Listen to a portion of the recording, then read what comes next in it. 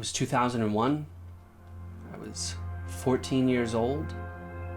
My entire short life until that point, all I wanted was to be some sort of rock star. I was dabbling with recording technology. With just a little computer mic, I would be able to play my guitar and sing very quietly, and unsure where to begin, I elected to cover a kind of a pop song that was gaining traction on the radio. And it came out so bad. I didn't have confidence in my voice. The guitar was out of tune. I was so young and naive that I didn't realize how bad it was. And I shared it with my friends, and they tore it to shreds. They tore me to shreds. And all of a sudden, I was witnessing the destruction of my dreams at 14 years old because I wasn't good enough. So I figured, why not write a joke song? And I had no idea what was going to happen next.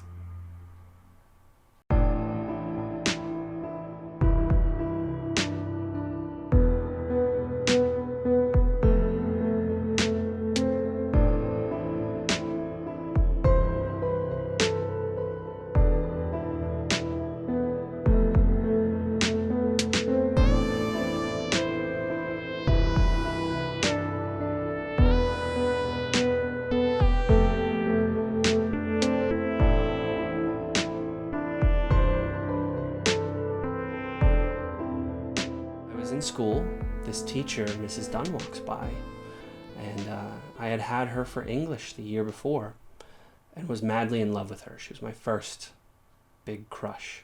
The bell rang, I went home, hopped off the bus. I think his name was Stephen Lynch, and his song had a very driving chord progression, just E major to C major. Here we go. 1, 2, 3, 4. So I stole his chord riff, and I just started scrawling the most ribald lyrics that I possibly could come up with, as long as it rhymed. And took it literally about 10 minutes to write the Mrs. Dunn song. And once the song was written, I turned on the computer and created my first MP3. Napster had just emerged. Kids my age were just now kind of understanding what this digital technology and file sharing actually meant and what the possibilities were, and I popped my song up there. When you were 3 or 4 years old, I could tell you were really into music. I remember Santa Claus bringing you a guitar and a stand-up microphone, and when you were young, MTV was pretty big back then, and all they did was show videos. And I remember your favorite video was Jump by Van Halen. Whenever that video came on, you grabbed your guitar, you stood up to the microphone, and you played along and you sang along. That was your thing. You liked to sing, you used to play, you loved music, and you decided to make a go at it.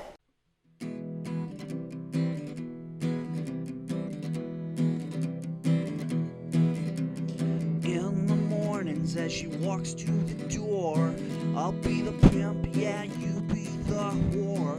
My heart starts to race and I see her in the halls. More so I want her lips around my balls.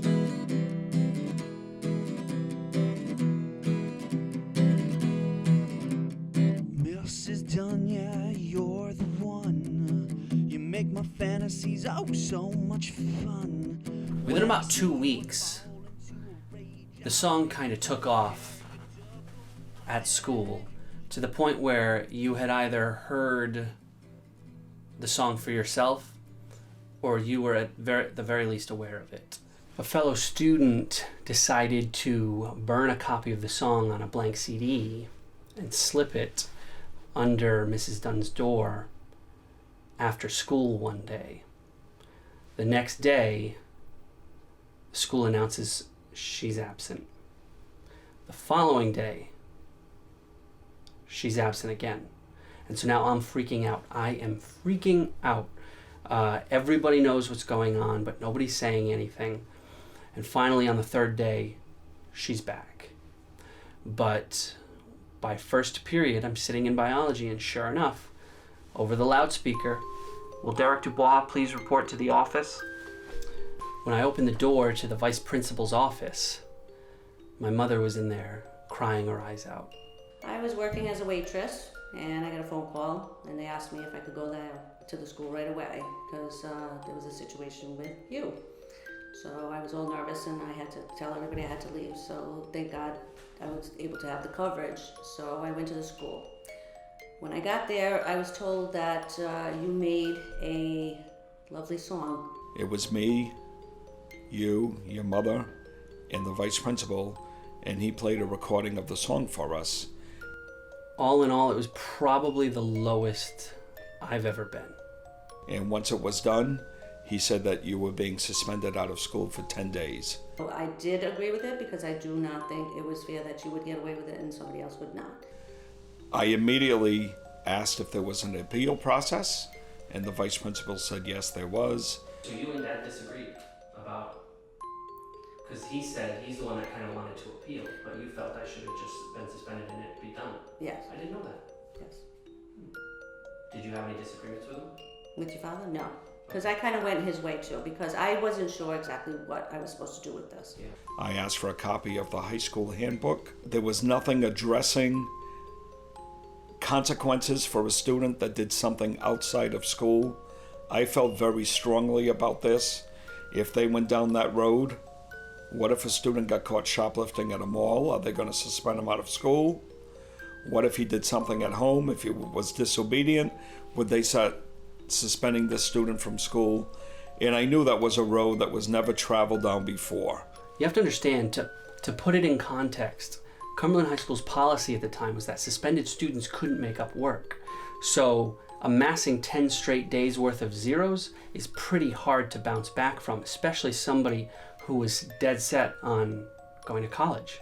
I called the ACLU. They said that they wanted to adopt this case and that attorney John Deneen was going to represent us. My name is John Deneen. I'm a lawyer here in Providence, and been a lawyer for a long time.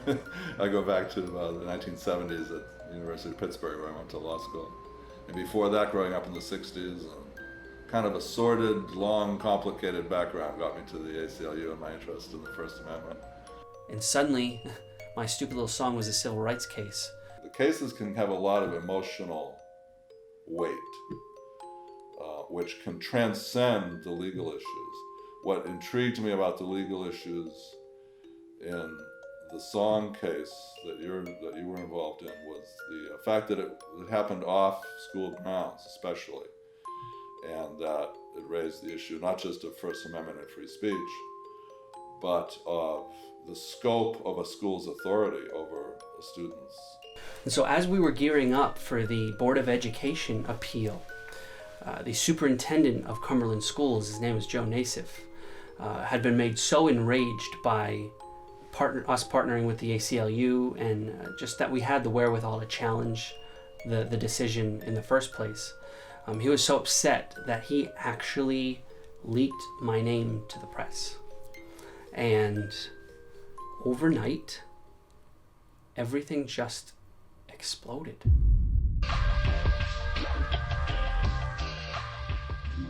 This is what it's all about. A song written by 14-year-old Derek Dubois, a freshman at Cumberland High School. He uploaded to the Napster website a song that got him a 10-day suspension, one his parents and the ACLU is appealing. A song the school thought was threatening, offensive, disruptive to the school. This honor roll freshman never been in trouble before. Today, Dubois found himself in front of a hearing commissioner at the Department of Education. He and his parents are appealing a 10-day suspension. The Cumberland High School student's song is hitting a sour note tonight with school officials. The question is the song about his teacher, art, or aggression?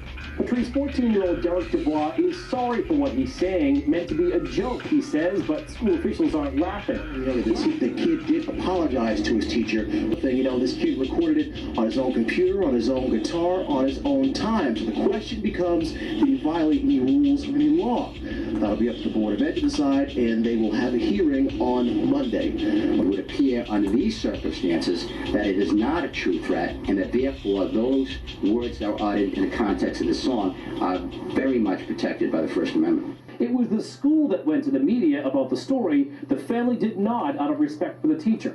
And now the phone is ringing off the hook.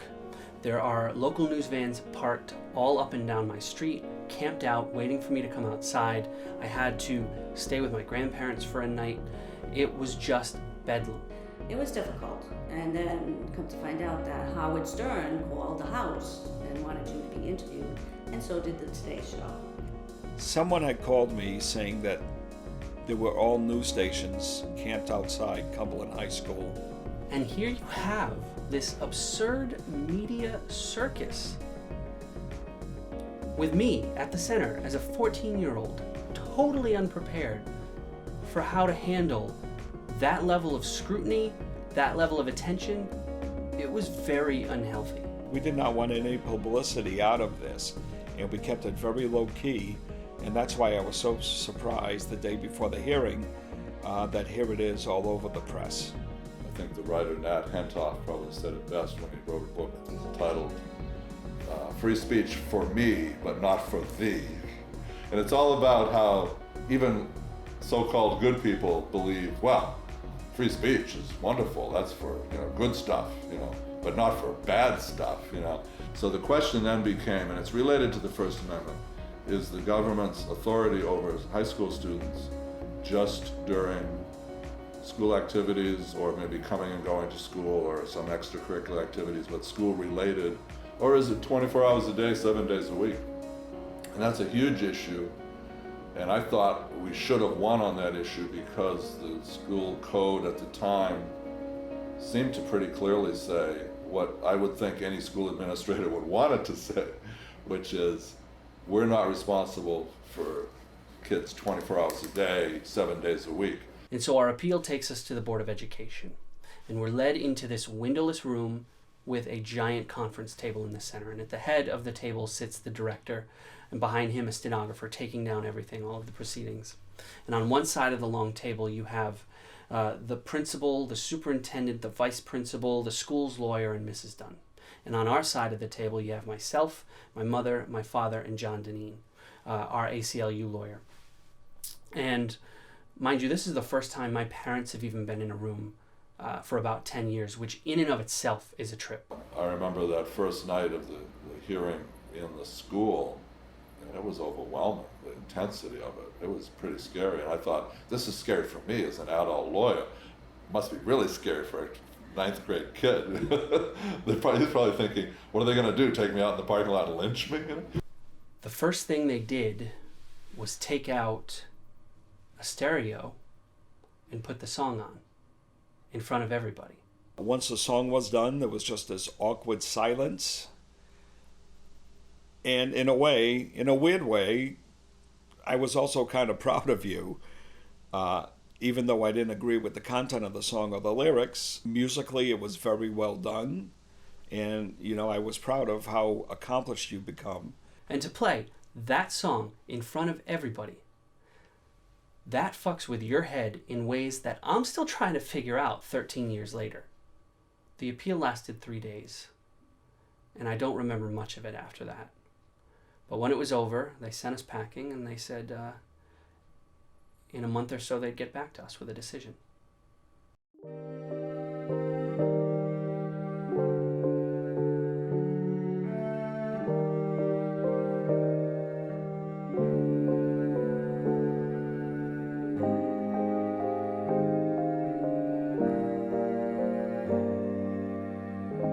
The reason we appealed was because I didn't think it fair that one 14-year-old's adolescent digression into sexual curiosity forever mar potential future success. The ACLU's interest was the First Amendment. As a lawyer, I have two concerns. One is the legal issue that I got involved in the case for. But also, I have a client. I'm a lawyer representing a client.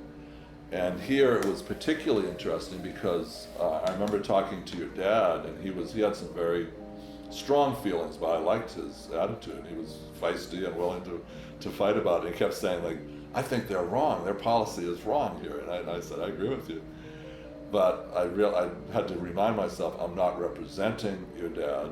My client is a freshman in high school.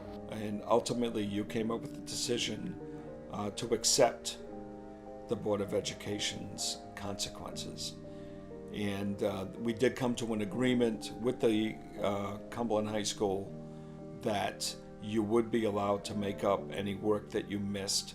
You would not be given an automatic 0 for the first 10 days. Frankly, I just couldn't handle the stress any longer. I couldn't submit my parents to the media circus anymore. And most importantly, I couldn't let this be a thing for Mrs. Dunn anymore.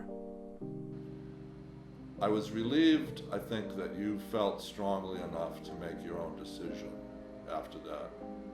And on a personal level, I think it struck me as a good decision and a very wise decision for someone of the age that you were at the time, a decision that was perhaps wiser than a lot of the adults involved in the whole fracas. I think we had enough, and I think it wasn't even worth to go at it again, because you know what? You do a crime, you pay for it. Mm-hmm. But when I returned to school, I quickly found out that Mrs. Dunn had moved away, which devastated me. To be the one that set in motion a chain of events to so completely disrupt another person's life made me feel like a monster. And again, it raises the question constantly of, should we use this opportunity to talk about the issues more? Or should we start punishing, banishing, suspending, and expelling people? The great irony is punishing and expelling people often creates more of a sense of martyrdom, and it does nothing to really advance the thought process. As I sit here now telling this story, I worry that this project reeks of exploitation, or at the very least desperation, that I'm picking off the scabs of old wounds to mine them for dramatic effect. Andy Warhol once said that we were all entitled to our 15 minutes of fame. And this is my legacy to the world? Some perverted pop song with a stolen guitar riff, sung out of tune, whispered into a computer mic? That's what I have to offer? Maybe I am a little desperate. Maybe I want my 15 minutes of fame back. I don't know.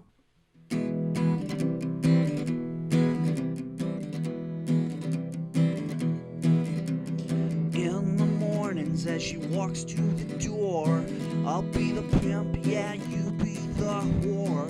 My heart starts to race and I see her in the halls. More so I want her lips around my